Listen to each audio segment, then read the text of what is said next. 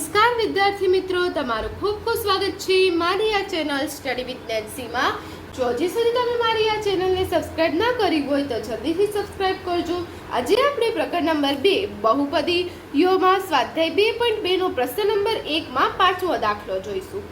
તો અહીં જુઓ, આપણને પાંચમો દાખલામાં પહેલા પ્રશ્ન નંબર 1 ની સૂચના વાંચીએ તો પ્રશ્ન નંબર 1 આપેલો છે કે નીચે દર્શાવેલ દ્વિઘાત બહુપદીના શૂન્ય શોધો અને તેમના શૂન્ય અને સહગુણક વચ્ચેનો સંબંધ ચકાસો।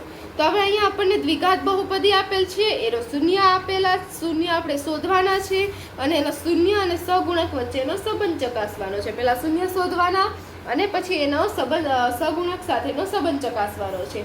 તો અહીં જોશું કે અહીંયા પાંચમા દાખલામાં આપણને રકમ આપેલી છે t² - 15। તો હવે અહીં t² - 15 છે તો અહીં આપણને આપણે આવી રીતે એનું જે દ્વિઘાત બહુપદી છે એનું વ્યાપક સ્વરૂપ આવી રીતે થાય કે ax² + bx + c બરાબર કેટલા થાય? 0।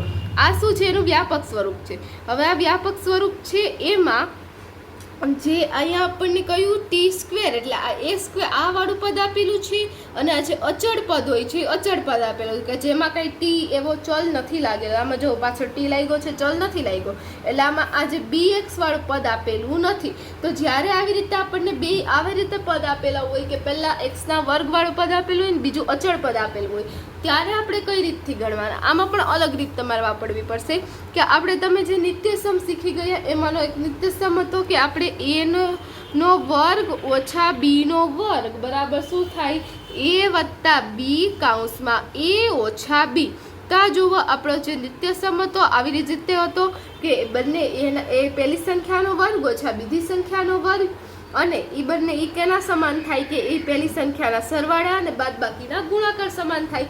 તો આ નિત્યસમનો આપણે આમાં ઉપયોગ કરશું। તો અહીંયા જો આપણને t નો વર્ગ તો આપેલો જ છે કે t નો વર્ગ તો આપેલો જ છે એટલે t નો વર્ગ અને 15 છે તો વર્ગમૂળમાં 15 નો વર્ગ કેટલો થાય? 15 થશે। એટલે જો પહેલા તો આપણે બહુ બધા દાખલામાં કરીએ એવી રીતે આપણે આવી રીતે લખી દઈશું કે t નો વર્ગ ઓછા 15 બરાબર આપણે 0 લઈ લેવાના, પહેલા તો આ જ સ્ટેપ કરવાનું। હવે આપણે શું કરશું? આવી રીતે કે આમાં કિંમત મૂકી દઈએ, આ સ્વરૂપે એને દર્શાવી દઈએ કે આને a અને b સ્વરૂપે દર્શાવવા છે તો શું કરીશું? આનો પહેલી સંખ્યાનો વર્ગ ઓછે બીજી સંખ્યાનો વર્ગ, હવે બરાબર 0। તો હવે પહેલી સંખ્યા કઈ થશે? t નો વર્ગ, તો મારે વર્ગમૂળ કાઢવું હોય તો t થઈ જાય એટલે t ને t ગુણ્યા t એટલે t નો વર્ગ થઈ જશે એટલે કૌંસમાં કેટલા આવશે? t। હવે 15 છે તો 15 નો આપણે વર્ગ કરવો તો વર્ગમૂળમાં 15 એટલે વર્ગમૂળમાં 15 ગુણ્યા વર્ગમૂળમાં 15 એટલે આપણો જવાબ કેટલો આવી જાય? 15 આવી જાય। આ વર્ગમૂળ ને વર્ગ કટ થઈ જાય એટલે જવાબ 15 આવે।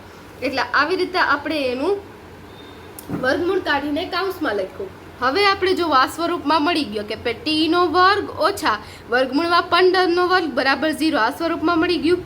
હવે આપણે શું કરવાનું કે એને આ સ્વરૂપે દર્શાવવાનું એટલે a + b અને a ઓછા b એટલે t a છે એટલે t + વર્ગમૂળમાં 15 અને t ઓછા વર્ગમૂળમાં 15 બરાબર શું આવી જાય? 0। એટલે આ સ્વરૂપે આપણે દર્શાવવાનું છે। તો હવે જુઓ, આપણને આ સ્વરૂપે દર્શાવવાનું છે એટલે આ બંને શું થઈ જશે?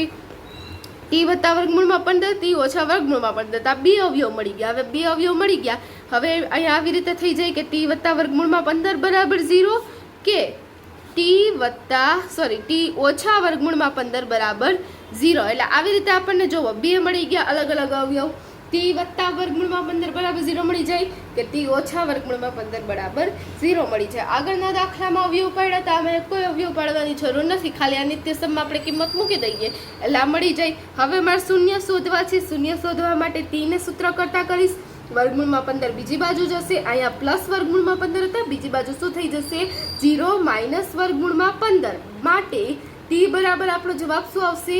-વર્ગમૂળમાં 15। એવી જ રીતે આ બાજુ કે માટે t હવે અહીંયા વર્ગમૂળમાં 15 હતા, e બરાબર ની બીજી બાજુ જાય એટલે શું થઈ જાય? પ્લસ થઈ જાય।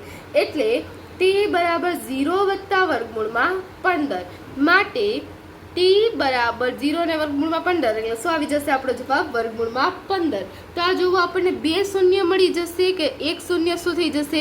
-વર્ગમૂળમાં 15 અને બીજું શૂન્ય શું થઈ જશે? વર્ગમૂળમાં 15। એટલે અહીં આપણે લખી દઈશું t બરાબર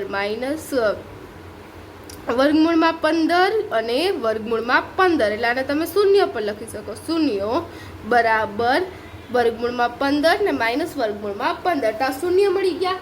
હવે શૂન્ય મળ્યા પછી આપણે શું શોધવાનું હતું? સહગુણક સાથેનો સંબંધ. હવે સહગુણક સાથેનો સંબંધ દર્શાવવો છે તો આપણે લખી દઈશું શૂન્યોનો સરવાળો.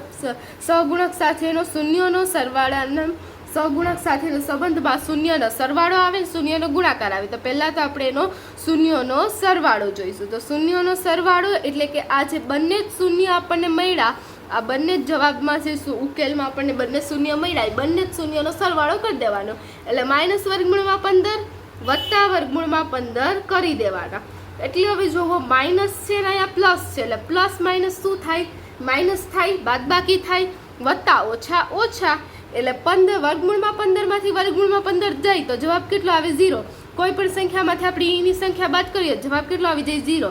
આપણે આવી રીતે આપ્યું એક -2 + 2 તો વત્તા ઓછા ઓછા 2 માંથી 2 જાય એટલે 0. એટલે એવી જ રીતે વર્ગમૂળમાં 15 માંથી વર્ગમૂળમાં 15 જાય એટલે શું આવે? આપણો જવાબ 0 આવે.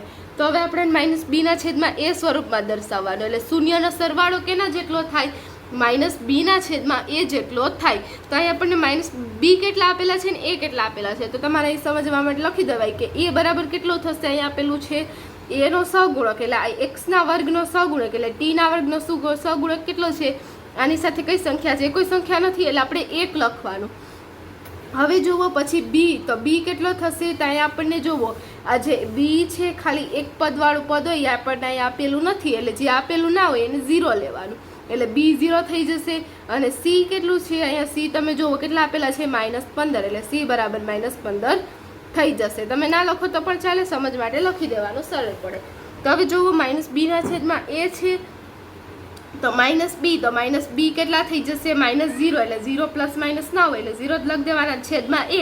એટલે a કેટલા થઈ આપેલા છે? 1 આપેલા છે એટલે 0 ના છેદમાં 1 એટલે એ પણ કેટલા થાય? 0 જ થાય. પણ આપણે -b ના છેદમાં a સ્વરૂપમાં લખવું છે એટલે આપણે આવી રીતે દર્શાવી દઈશું. તો આ શૂન્યનો સરવાળો થઈ ગયો.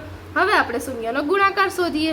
શૂન્યનો ગુણાકાર, શૂન્યનો ગુણાકાર. તો શૂન્યનો ગુણાકાર શું થઈ જશે? બંનેનો ગુણાકાર કરવાનો. શૂન્યનો ગુણાકાર બરાબર -વર્ગમૂળમાં 15 ગુણ્યા વર્ગમૂળમાં 15. હવે વર્ગમૂળમાં 15 ગુણ્યા વર્ગમૂળમાં 15 કેટલા આવી જશે? 15 આવી જશે. બંનેના વર્ગમૂળ શું થઈ જશે? વર્ગમૂળમાં 15 નો વર્ગ થઈ જાય, વર્ગ કટ થઈ જાય એટલે શું આવી જાય? વર્ગમૂળમાં 15 ને ગુણ્યા વર્ગમૂળમાં 15 કરીએ તો જવાબ 15 આવી જાય. અને આની સંખ્યા સામે કેની? માઇનસની નિશાની છે એટલે અહીંયા પણ માઇનસની નિશાની આવશે. અહીંયા પ્લસની છે ને માઇનસની છે, પ્લસ માઇનસ માઇનસ થાય એટલે -15 જવાબ આવશે. હવે -15 શૂન્યનો ગુણાકાર કેના જેટલો હોય? c ના છેદમાં a જેટલો હોય. તો અહીંયા -15 ના છેદમાં a કેટલા આપેલા છે? 1. એટલે કોઈ પણ સંખ્યાને આપણે 1 વડે ભાંગીએ જવાબ b નો ઈ જ આવે કે -15 લખો કે -15 ના છેદમાં 1 લખો એટલે આ c થઈ ગયું અને a થઈ ગયું. બરાબર શું થઈ જશે? c ના છેદમાં a. તો આ જોવો આપણે શૂન્યનો ગુણાકાર મળી ગયો. તો અહીં જુઓ આપણો જે પ્રશ્ન નંબર 5 હતો તે પ્રશ્ન નંબર 5 પૂર્ણ થાય છે. જો તમને વિડીયો પસંદ આવ્યો હોય તો લાઈક શેર સબસ્ક્રાઈબ કરજો, તમારા ફ્રેન્ડ્સને શેર કરજો. Thanks for watching.